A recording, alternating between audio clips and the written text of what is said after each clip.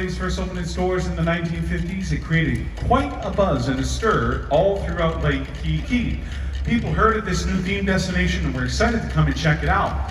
Well, when they got here, they discovered that there was a village-like setting constructed for them to engage, one that offered all of the wonderful things mentioned earlier in that combination of great shopping, fun for all, and of course, wonderful eats.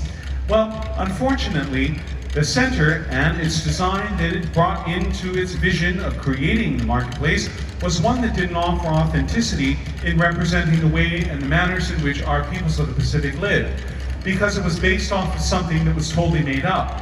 Known as the Tiki Club culture, very, very popular in the 1950s, it brought a lot of design ideas from cultures that existed outside of the Pacific and tried to pass that off as representations for our peoples in the way that they lived throughout our Pacific region.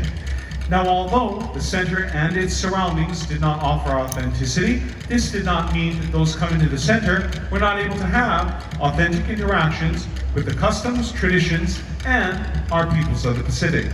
This happened in several ways, but primarily through the invitation out to our talented artisans and craftsmen from around the Pacific to come and share in their cultural output in the way of traditional arts and crafts.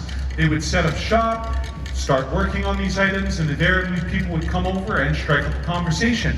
Remember, when the center first opened in the 1950s, this was back when having a television in every home was still not a common item to have.